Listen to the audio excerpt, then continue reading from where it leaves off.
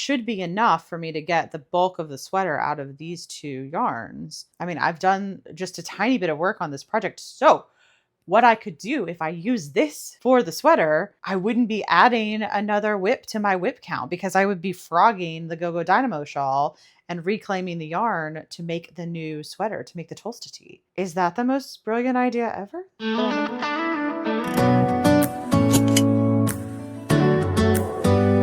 Hello, everyone. Welcome to the Overdue Knitter. I'm Tiffany, and this is my home on the interwebs where I document my journey to complete almost 70 knitting and crochet works in progress. Today is episode 5 of the podcast. We're in the middle of August 2026, and I have a couple of updates for you today. I have some finished objects, I have some progress to share on some of my whips, and I have a fun segment on project planning for a trip that I have coming up. So let's get into it.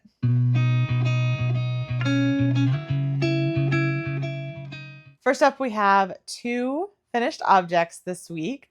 This first project is one from my category A, where I had finished the knitting a while ago. And this one, the knitting wasn't done actually all that long ago. I first started knitting this in January of 2025, and I finished the knitting in March of 2026, earlier this year. But I finally got around to washing it and blocking it. So this project is my shortest day shawl. It's very long, so I'm just going to show you this one section here, but it is a massive, huge shawl, and this was made out of the 2024 Yarn Ink Advent set. I started knitting it in January of 2025, so right after that Advent season was over, and this is one of those perfect mindless projects where you just knit and knit and knit miles and miles, and you actually knit it in the round, and then you steek it up the middle, and then that steek becomes your fringe on the end. So I have trimmed all of the fringe. I trimmed them quite short, actually. I actually don't have many projects that have fringe on them, but I didn't want it really long, so I trimmed them quite short. But this was a great project, especially for an Advent set with all of those mini skeins, multiple ends to weave in. There are no ends to weave in on this. I do actually have one, and I found it when I was prepping for this episode. Of course, now I can't find it. Where did it go? Where did it go? There it is. So I do have 2 ends here. I think what happened is there was a knot in the yarn or something that I broke it and just need to weave these 2 in. But I saw that this morning when I was getting ready for filming. So I'll get those 2 ends woven in and ready to go. Yarn is lovely. I don't remember the base of the yarn. I'll have to go back through and see if I can find that in my notes or email somewhere. But it is a very soft, drapey yarn, and especially knit at this gauge, it just hangs really nicely. So you'll see it is a fade kind of going through the rainbow here. I'll insert some pictures of me wearing it so you can see kind of what it looks like in all of its glory, but it is very long, something you can wrap around multiple times and just snuggle up with as a beautiful wrap with all the different colors. It will work with so many different outfits. I cannot wait to add this to my wardrobe, and also maybe something to just kind of hang around on my office chair or something when I need a little bit of extra warmth or coziness, something just to throw over your shoulders and keep you warm with this beautiful, squishy, just lovely yarn. These colors are great. And this was a perfect Advent pattern for me. I used up every single last bit of the mini skein. You do a certain number of rows or rounds because you're knitting the round. So you do a certain number of rounds in each color before switching to the next color. But with the 20 gram minis, you're able to use up almost all of that 20 grams in those those round. In the pattern, there are two different sizes. There's a large and a smaller size. I did make the large size, which calls for 24 20-gram minis. I have not measured this, but according to the pattern, the finished measurements of the larger size are 84 inches long by 28 inches wide. Like I said, I haven't measured this. The ends are curling because it is in stockinette, but that doesn't bother me that much because it is so large that curling doesn't really affect how much you have to use. And the color progression is just beautiful. I also purchased Yarn Inc.'s 2025 Advent set, but I haven't made anything with that yet. So I'm looking forward to making something with that yarn. It also is a fade, but the colors are they're not like a rainbow. The colors are more, there's some grays, they go into some purples, and I think there's some golds and browns in there. Really, really beautiful colors. I'm not quite sure what I'm going to make with that just yet. Have some ideas, but that will be a project for a later date. So for now, I'm excited to have one more finished object out of my list in my shortest day shawl. It is kind of funny for something that is extravagantly long to be called the shortest day shawl, because it is very long. It is not short. I am so excited to share my next finished object with you guys because you have been on this journey with me for this project. So this is my Onward and Outward by Stephanie Lotvin, also known as Telly Bean Knits. I will also insert some pictures of me wearing this as it is a longer shawl so that you can see it in all of its glory. But let's take a walk down memory lane on this shawl, shall we? So I originally started knitting this project in September of 2022, and I started making it at the Leading Men Fiber Arts Knitting at the Estate Retreat that year with some yarn I purchased there. So the self-striping yarn in the middle is some Knitterly Things Vesper sock yarn. I do not know the colorway. In the 4 years since I started this, I have lost the ball band and don't know where it is. The solid colors are some Leading Men Fiber Arts yarn. The navy blue is the Dames at Sea color, and the magenta color is True Love. And I purchased those at that retreat as well. So back in 2022, I should pause and say this is one of Stephanie Lotvin's patterns from her book, Knit Happy with Self-Striping Yarn. So these are projects that use a special self-striping yarn skein with some extra yarn so you can take advantage of the striping. And I really, really enjoy the way it shows up in this one with these wedges that spiral around. So back in 2022, when I started this, I had made 4 of the wedges. So I'd made half of the center motif. And then I put this aside and it sat in a bag for 4 years. And then I started this podcast, and one of the segments that I have is my frog it or finish it. So I have a bunch of projects in what I'm calling category D, which are projects where I need to make a decision about whether I want to finish them or frog them. They're probably have just been started or they haven't had a lot of work done on them in a long time. And I'm just not sure what I want to do with the project. So this was the first item that came up in my frog it or finish it category. If you want to travel on this journey with me, I'll post a link in the description back to the video where I first shared this. And I shared that originally I thought when I saw this come up on the random project selector that I was going to frog it. I knew I hadn't done much work on it. I didn't think it would pique my interest again. But then when I pulled it out and took a second look at it, I realized a couple of things. One, that I really still loved the pattern a lot.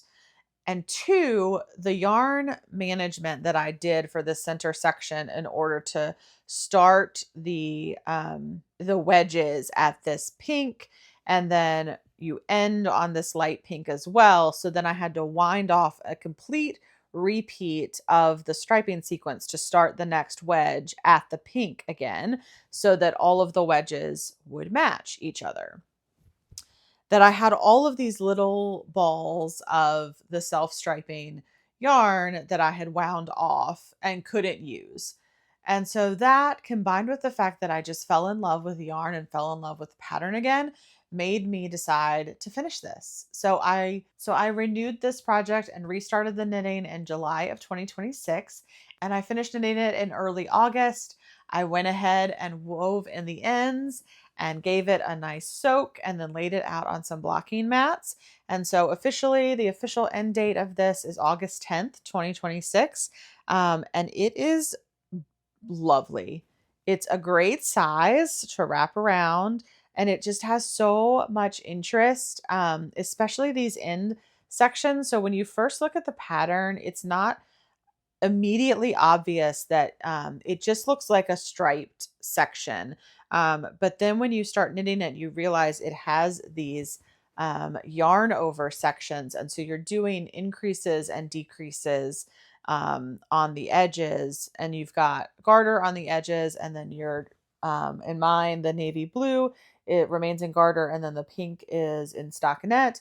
But you've got these like this decrease line with an increase line with these yarn overs, that just really adds some visual interest, but also adds a lot of knitting interest. This went so fast once I got to knitting on it again, and I just wanted to keep finishing it. I'm pretty proud of myself. Like, this is a project that was ripe for me to get bored with, especially after finishing the first side of it and then thinking, okay, now I have to totally repeat what I did on the other side. That's a perfect opportunity for me to just say, I'm tired of that. I've done half of it. I'm just going to put that away and not worry about, I'll get to that someday. And then it would sit in a bag and like sit there for years. And then I'd be right back where I was when I put this in a bag 4 years ago. And it would be like a lot of my other projects. So I have to thank you guys. Like, the fact that I'm sharing this with the world really is giving me motivation to finish things. But also the pattern. I have to give Stephanie some credit, and the yarn dyers, and give Steve and Andy from Leading Men Fiber Arts some credit, because working with this yarn, it is very lovely yarn, because it just made me want to keep going. I did reach a point in the second half where I was done. I was like, when is this going to be over? I am tired of knitting these stripes. I want to work on something else. I am tired of this project. Please, please make it be finished. But I persevered. I kept working through it because I really did want the finished object. And I didn't want it to just go back in a bag and wait, because then it would have taken even more energy to get started on it again. So I pushed through. I got it finished, and now I have this beautiful shawl that I can wear. And I'm excited. I think it's such an visually interesting piece, especially with the central motif. I do have some yarn left, so I have all of the striping sequences in between each of the wedges in little mini balls, and then I have some of the pink and blue left. So I'm going to put those in my leftovers. I may end up making like a small cowl or a hat or something with those leftovers, using the stripes, using the striped yarn and the pink and blue. I think they look really nice together. So maybe I'll keep that as a leftover scrap project here to come. But that is my finished Onward and Outward shawl.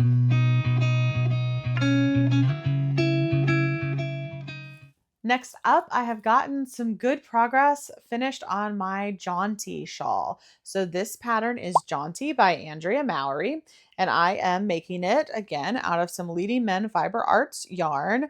The speckled blue yarn is the Leading Men Fiber Arts Diva base in their King Max color, and the green is a mini in their Showstopper base in the Bean Sprout colorway. Andrea Mowry's Jaunty pattern can be knit in a variety of different yarn weights. This is being made in fingering weight yarn on size US 2.75 millimeter needles. The King Max color, I had a full skein of that, which is 150 gram skein, and then I had this mini 20 gram mini of the green. So I just kind of did some striping here. I didn't have a plan when I started that. I just was kind of playing it by ear. I've talked about this in the past. I have now officially reached the middle of the shawl. So now it is time to start decreasing down to the other tip and finishing this off. So I have this much of the King Max left. I weighed my yarn when I was balling it up, and once I reached, the pattern gives you a measurement of weighing your yarn, and then when you reach that amount, is when you start your decreases back to the other side. So I put a little slip knot in my yarn as I was balling it up so that I could just keep knitting and not worrying about having to stop and reweigh my ball all the time. I could travel with this and just knit along. And then once I reached that slip knot, I knew I had reached that measurement point and it was time to start decreasing back down. So I've got this much of the King Max color left, and I've got this much of the little mini left. I haven't weighed this. I'm not sure how much there is. And I think what I've decided to do on the second half, instead of doing the striping, what I'm going to do is knit most of it in the blue speckle. And then when I get down towards the tip, I'm going to knit the ending tip in this green so that we will have, the two tips will be contrasting colors. I've got these 6 stripes here on this side. And I did the stripes. This is an 8-row pattern repeat. So I did each stripe as one repeat of the pattern with another repeat in between each stripe in the main colorway. So this is moving right along. I'm looking forward to getting it off the needles. I'm about halfway through. This is kind of a project I just work on here and there. I've worked on as I'm traveling, or sometimes at work if I'm on a training or a call where I don't have to participate and just listen. This is a good project for that. It's an easily memorized pattern, easy memorized repeat. And I have this little row counter on here. This is from Twice Sheared Sheep. And this is one of their row counter stitch markers. So what you do is, like I said, since this is an 8-row repeat, when you finish a row, you just move the stitch marker to the next number. So you'll see these little things have numbers on them. So that one says 1, you go to 0, and it goes all the way up to 9. And then it's a little finicky to use it when you're knitting back and forth. When you're knitting in the round, you just move to the next every time you come to the end of round. But this one, I end up kind of flipping it from number to number 2 times in quick succession because I knit, a full 2 rows before I get back to it and can switch the number. But I figured out how it works for me. It helps me keep track of which row I am on the repeat so that I can easily keep track of where I am in the pattern. Next up in my active whips is the Musselburgh hat that I cast on. I cast this on about a month ago, July 14th.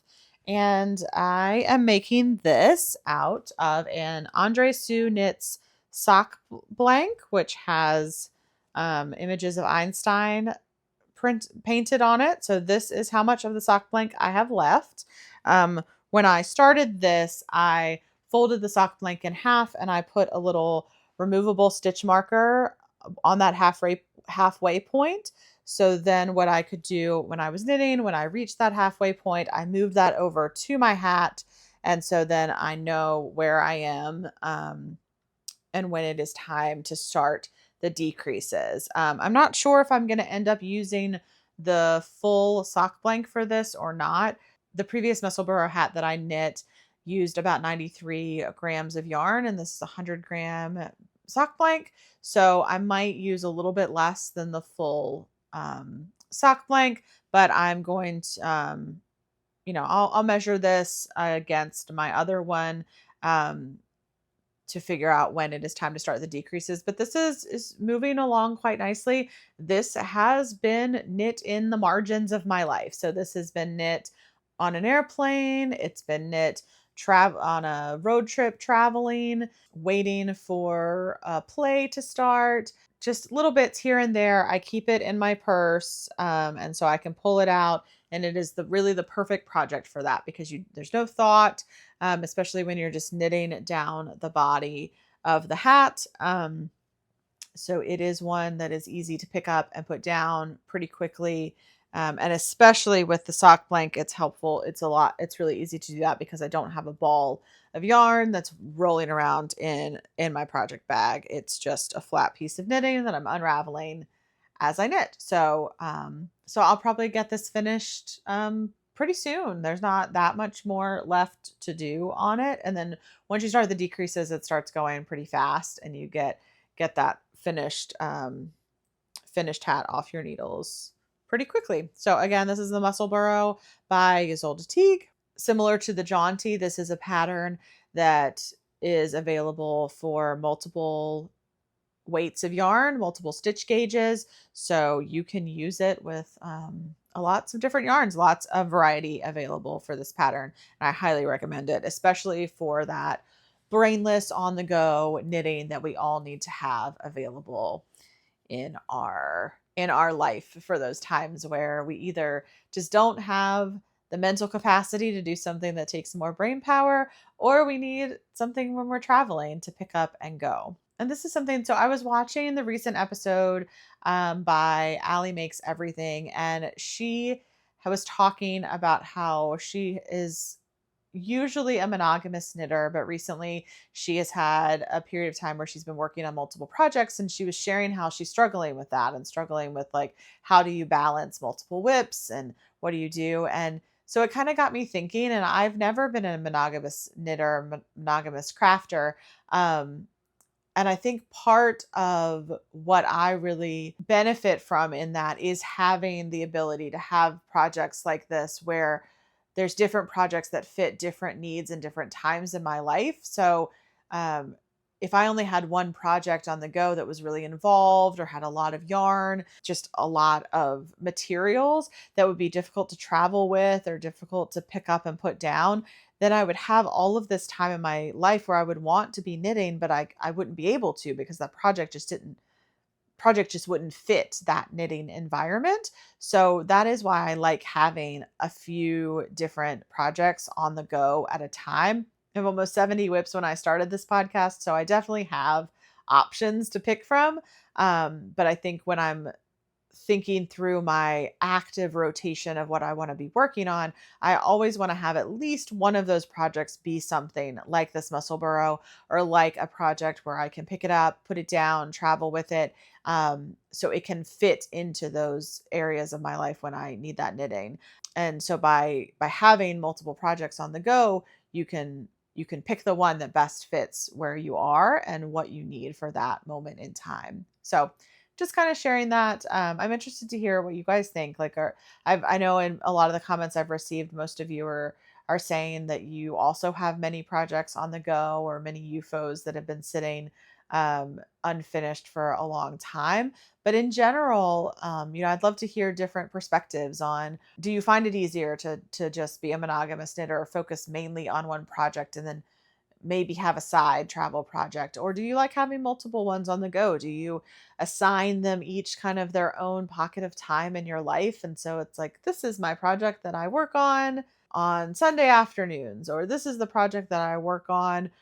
Let's say maybe you commute to work, or you live in a city with public transportation. So this is my commuting knitting, or whatever sort of life circumstance you have. Do you put projects into those kinds of categories? And I'd be interested to hear how you balance that in your life. The last project that has been getting my attention the past few weeks is my bubble cardigan. This is a pattern by Stephen West. I am making it out of some Miss Babs Yummy 2-ply. So this is the front of it, and this is the back. The last time you saw this, I was just getting ready to start the ribbing and on the bottom of the cardigan, and I have now finished the ribbing that I need to knit. So I am ready to bind this off.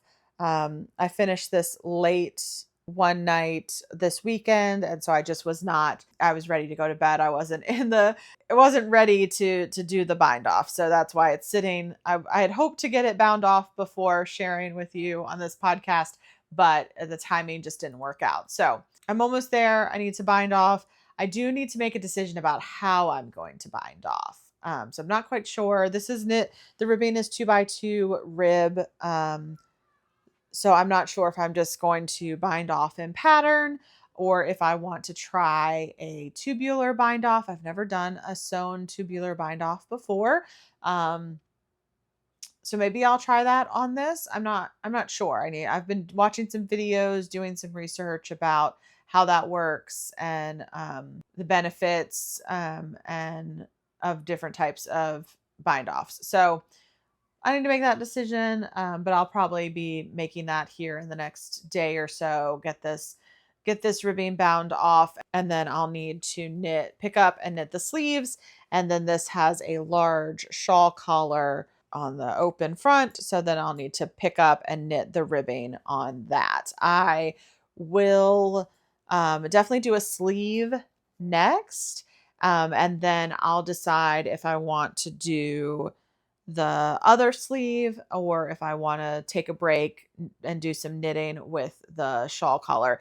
It was really nice actually to after I've enjoyed knitting this pattern. It's a very intuitive, easy to memorize stitch and row repeat, but changing colors with the stripes was just getting a little tedious after a while. And so it was nice to have this long break of ribbing to just have one skein of yarn that I was dealing with, one color, basic 2x2 rib I could kind of check out and not have to put a lot of thought into it. So I'm thinking I may do one sleeve, take a break, and do the ribbing on the shawl collar, and then go back and finish the other sleeve. But we'll see. We'll figure that out when we get to it. Unfortunately, I am now at one of my least favorite parts of knitting, which is picking up stitches, especially on an edge like this, where it's quite a large sleeve opening, and I'm going to have to figure out the right ratio of stitches to pick up. Um, I do not love this part of knitting. This is my least favorite part. I saw an Instagram video recently though, and I can't remember the account it was on, but I will look it up and post it here in a little pop-up. But she was using a crochet hook to pick up stitches on a sleeve like this. And I thought, why have I never thought to do that? Like that's brilliant. Because it feels faster to, just pull the yarn through. So I think I'm going to try that when I'm picking up these sleeves, is using a crochet hook to do that and see if I like that better than using the knitting needles. Basically what she was doing is using the crochet hook to go into the stitch and pull through the yarn and then putting that stitch on the knitting needle. So then when you're finished, you've got everything on the needles ready to go and ready to start knitting. So I'm looking forward to trying that out. I'll let you know how it goes. But yeah, so this is my bubble cardigan. I started knitting this back in April of this year, so it hasn't been on the needles for too long, 4 months or so. Which this is quite a bit of work. It's a big oversized cardigan, and I'm looking forward to having it in my wardrobe this fall. I would love to finish it before the fall and winter to have it to wear, but it is going to take a bit of a break in a couple of weeks so that I can focus on something else, which I'm going to share in the upcoming segment. But I still think it's doable to get it finished and off the needles sometime this fall or early winter.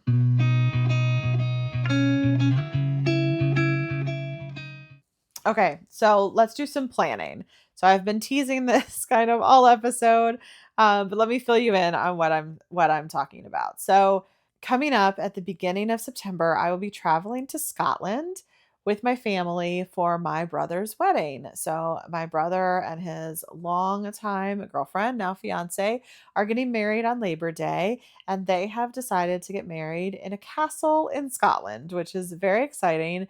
We are all thrilled to get the chance to travel there and have such an interesting and unique wedding venue. So my husband, my youngest son, and I will be traveling over there with the rest of my extended family to celebrate their wedding.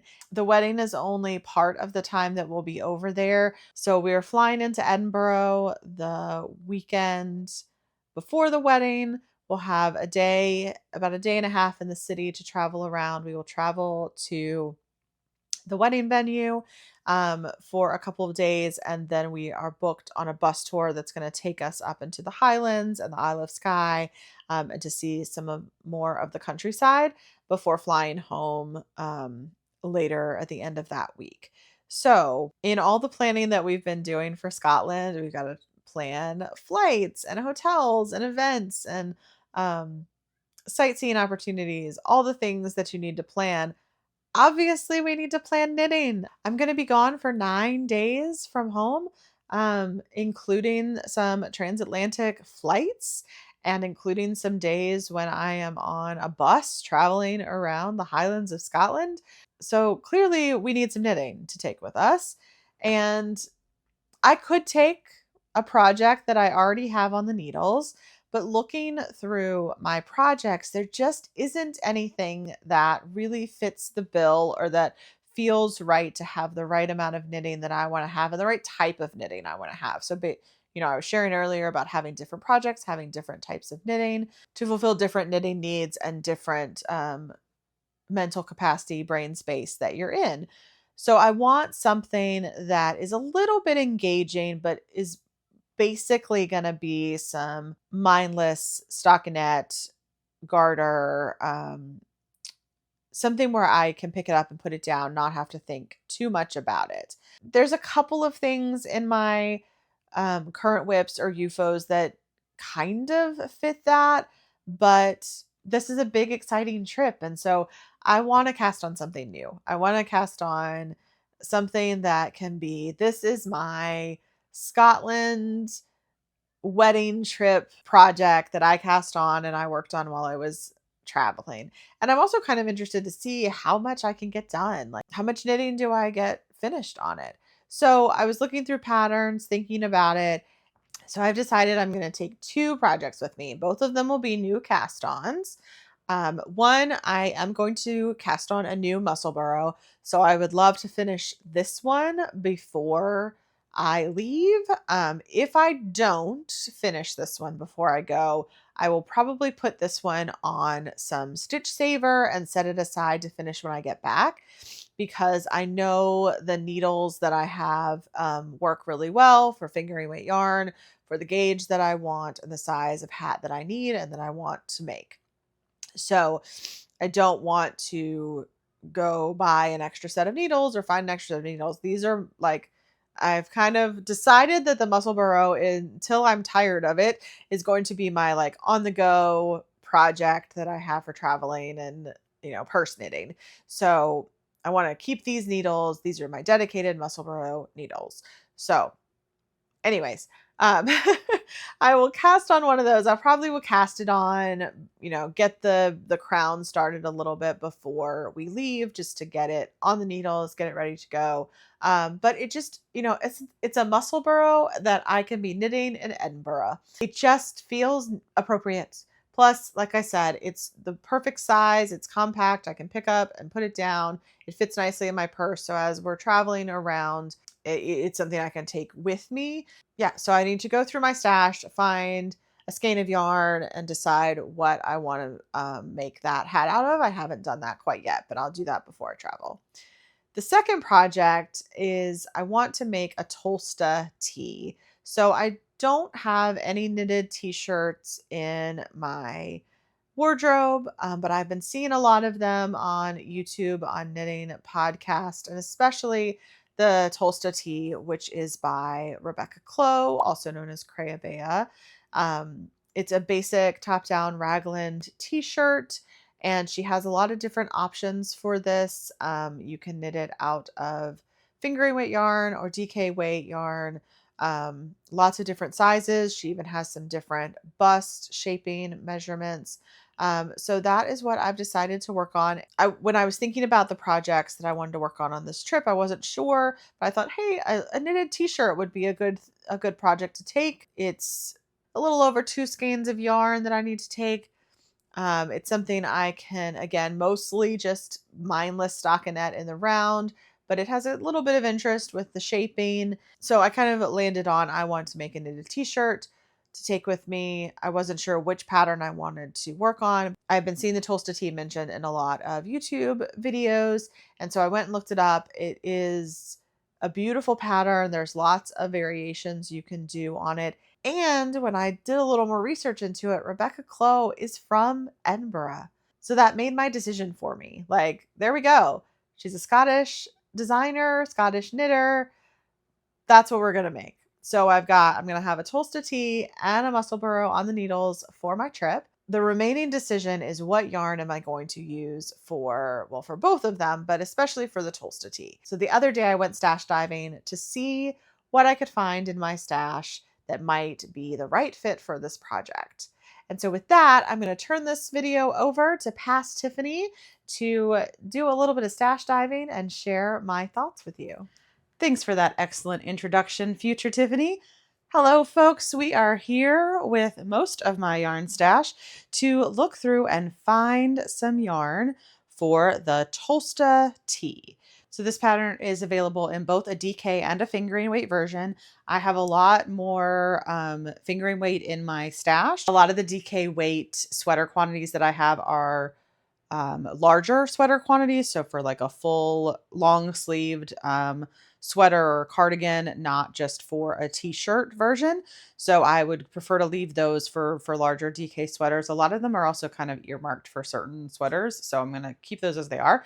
Focus on the fingering weight. So I'm going to make this in fingering weight yarn. Rebecca's pattern includes some modifications to provide bust shaping for different bust sizes. So I did some measurements earlier today, and I will be following her bust shaping for the D cup size. So her instructions on how to figure out which bust shaping to use are to measure your full bust and measure your high bust right here under your underarms, and to look at the difference between those. And so my full bust was around 45.5, and my high bust was 41.5 to 42. So that's a difference of 3 to 4 inches, which puts me into the category for the D cup instructions. So that is what I'm going to be focused on. So I am going to be making size 4. This pattern calls for 0 to 3 inches of positive ease. And so size 4 is 45.25 inches around at the bust circumference for the D cup bust shaping. The next size up is 49.25. Would give me a roomier t-shirt, but I've been on a bit of a health journey over the past year, and knitting the smaller size is going to be better for me now and going forward. So I'm going to focus on the 45.25 size. That still fits into that 0 to 3 positive ease measurements. Anyways, the reason I'm sharing all this, we're supposed to be talking about what yarn I'm going to use to knit this, not what size I'm going to knit. But the reason I'm going into all this right now is because that is going to determine how much yardage I need. And so if I make the size 4 using the D cup bust shaping in the fingering weight version of this pattern, Rebecca says I need 869 yards. So a little over 2 fingering weight skeins. So we're going to go through my stash and see what I have in here. So let's go.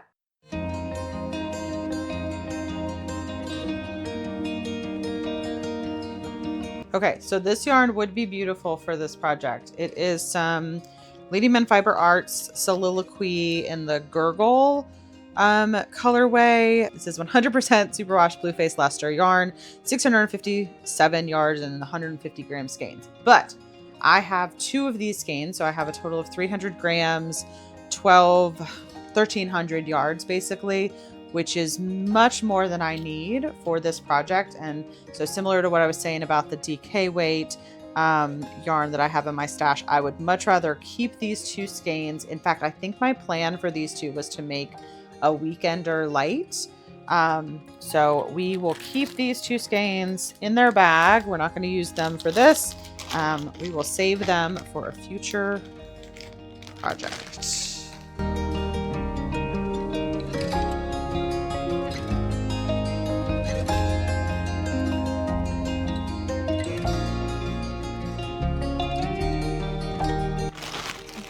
Hand spun yarn trying to run away from me.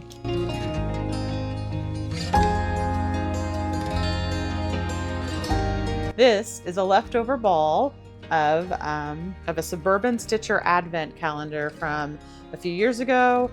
I made the Stephanie Lott Ventelli Bee Knits pattern. I can't remember the name of it out of it, but this is what was left over. I just wound all the yarn up into this giant ball. Let's see, 262 grams left of this ball. So if I wanted to do sort of a fade on this sweater, this actually would be enough to do it. I just would have a lot of yarn ends to deal with. This would be plenty of yarn to do it because I'd have enough. That's a thought. It's not high on my list right now, but it's a possibility. Bonus, I wouldn't have to wind it up. It's ready to go.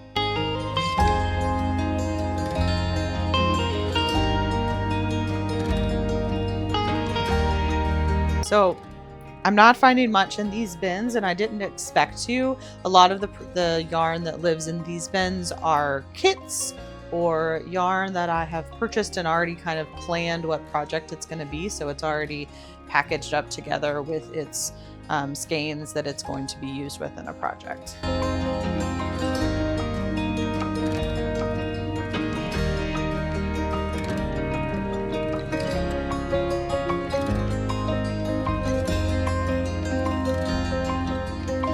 Yes. Huh. You know what, guys? Okay.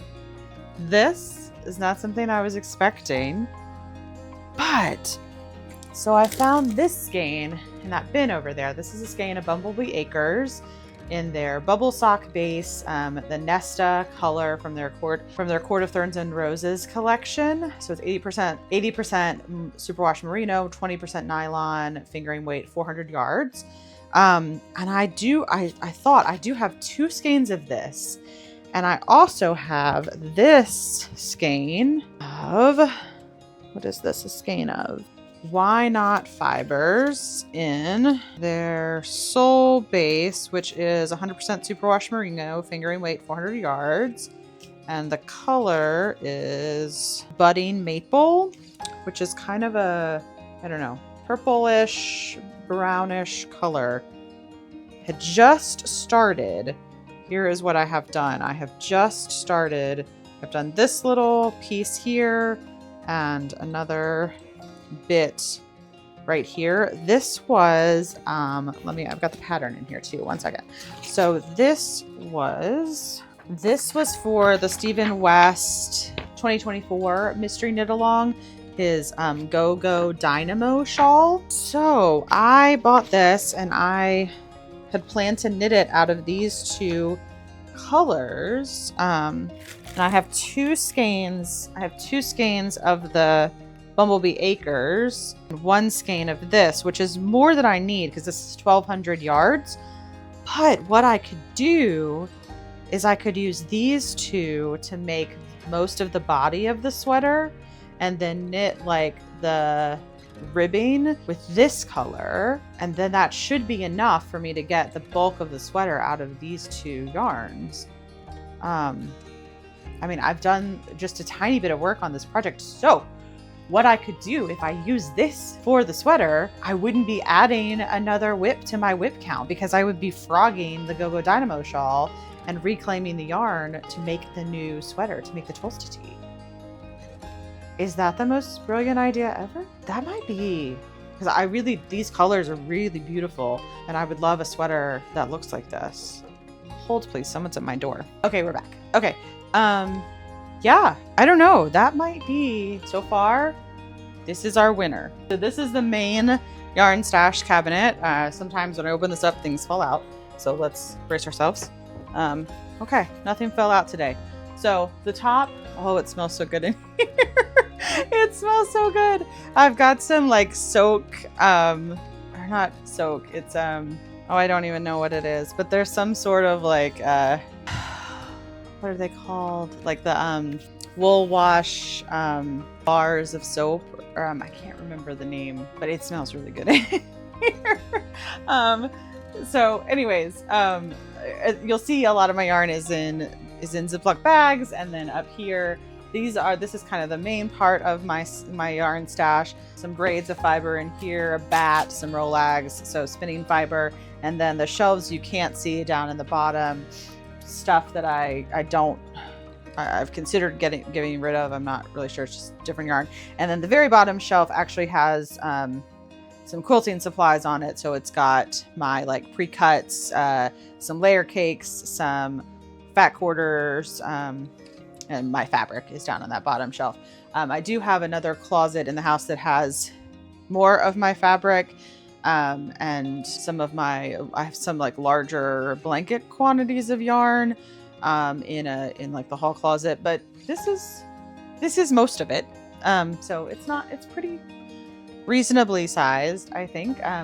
It's a little haphazard right now. I normally try to go through it once or twice a year to organize, look through it all, make sure everything's okay, and then like resort it usually, because it gets like this when I've been in there pulling things throughout the year.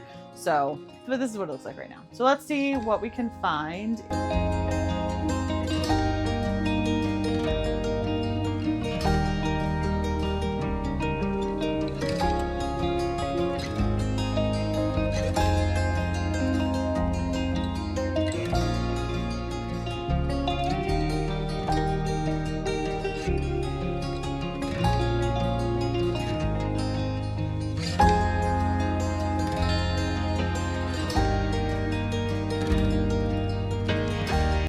Okay, this is another good possibility. So this yarn, I do have more of this yarn than I need, but I have 2 skeins of this. Is Miss Bab's Yummy 2-ply in the Wolf Hills colorway, which is dyed is a exclusive color for a Likely Yarn in Abingdon, Virginia. So this is their Yummy 2-ply fingering, 400 yards, 100% superwash merino, and I have 2 skeins of it, one already balled up. So this would be 800 yards. Again, a little bit less than exactly what I need. Designers usually put a little bit of margin for error in their yardage estimate. So it said I need 869. I might be able to eke it out with 800 yards. But like I said, I always have some contrasting colors that I could use for like the bottom ribbing and the sleeves, or I could add in some striping here and there. I can kind of carry these with me. This is I really do like this color, and I don't have a plan for this yarn. I had started making a shawl with this a few years ago that I just didn't like the look of. The colors didn't have enough contrast for what I was trying to do, so I ended up ripping it out. This could be a potential contender, so we're gonna add that over to the pile.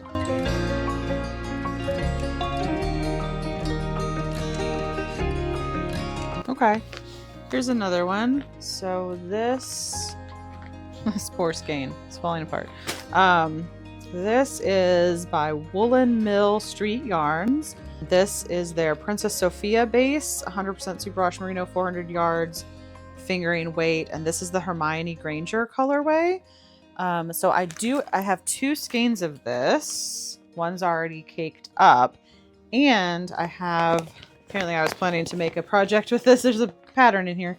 I have this little pink mini skein of Miss Babs.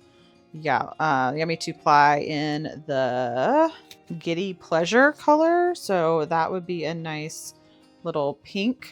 So again, I could have this mini skein if I happened to run out of this yarn along the way in the sweater. That is definitely an option.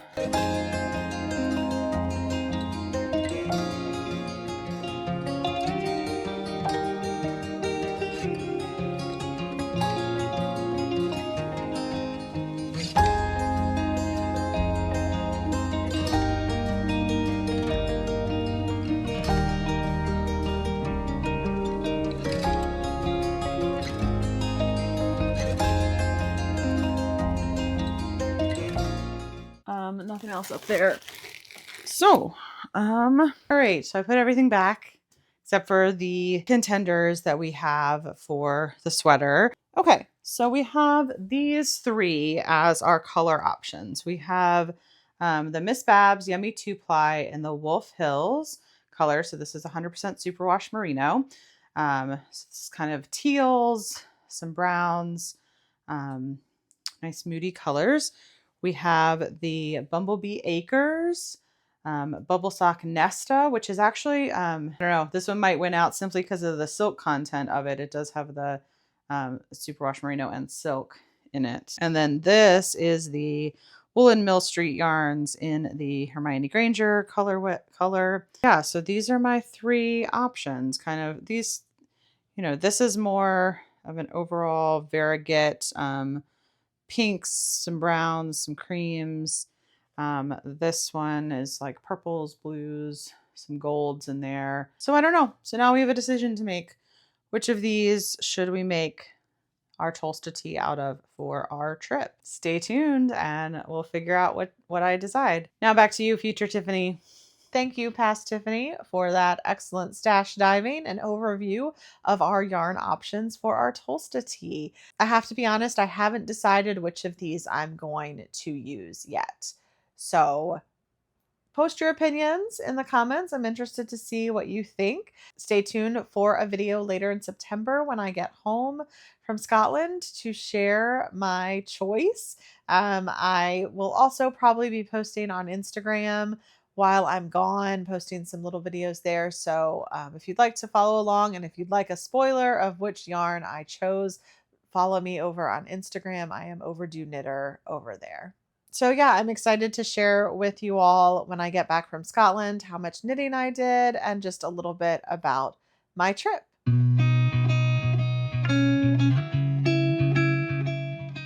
I do have a couple of new Yarny acquisitions to share with you this week. First up is the July 2026 colorway from the Bumblebee Acres Magic Kingdom inspired yarn club. I've talked about this on the channel before, but if you're new here, this is a monthly club from Bumblebee Acres. I am purchasing it in their squishy sock base. This is not a club where you sign up for a year or an extended period of time. You purchase each month one at a time as you go. I have the complete set up to this point and am planning to continue purchasing every month as long as this club continues.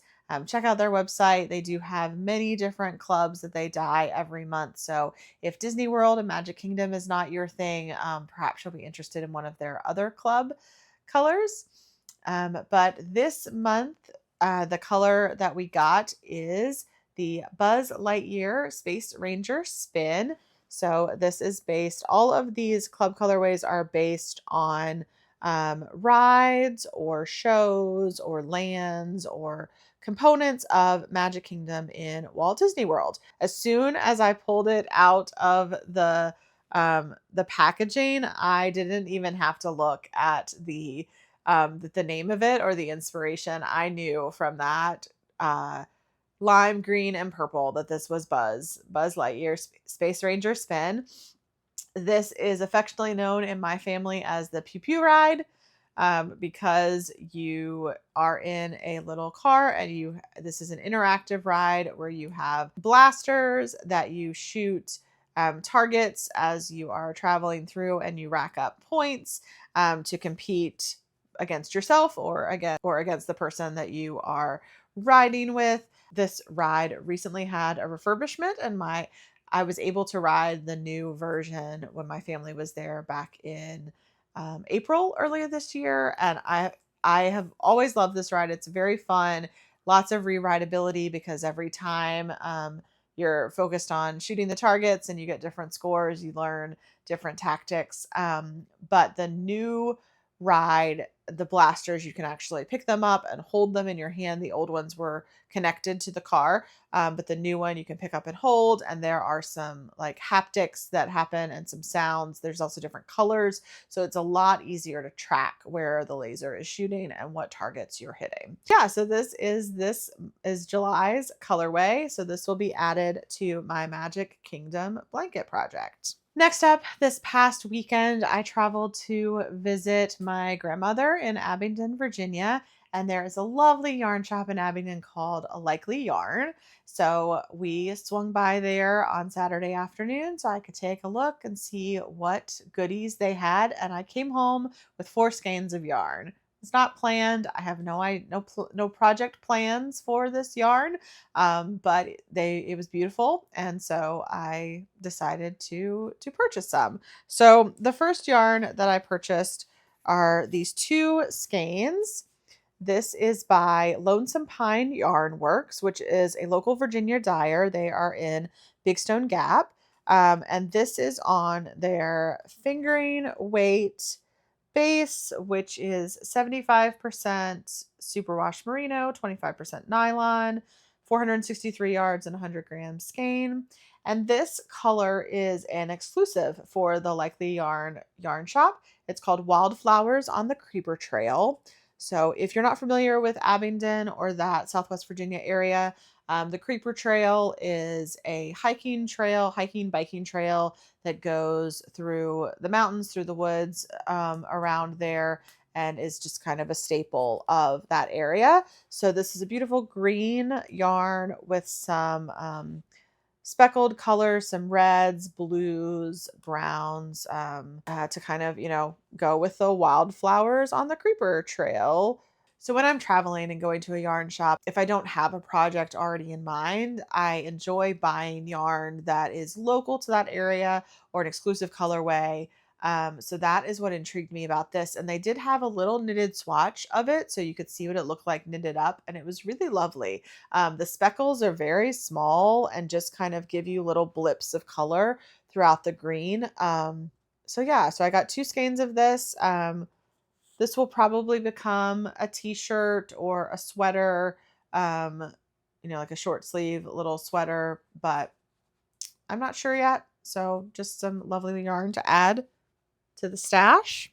And then one of my favorite things about A Likely Yarn is that they are a Miss Babs stockist. We have firmly established that I am a huge Miss Babs fan. So I enjoy going there because I'm able to see her yarn in person. I was a little disappointed.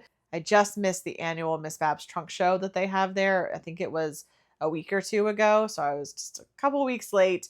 But they always have some Miss Babs in stock. So I did still have some good selections to make. And so I came home with these 2 skeins of Miss Babs on the Tarte base. Tarte is their 75% superwash merino, 15% nylon, 10% tencel, 500 yards, and it's about 122 gram skein fingering weight yarn. And it's a bit of a heavier fingering weight. It's a little plumper than like your normal 80-20 or 75-25 sock fingering weight sock yarn. But this color is one of their Babettes, which is called Rock Around the Clock. And this one is also a Likely Yarn.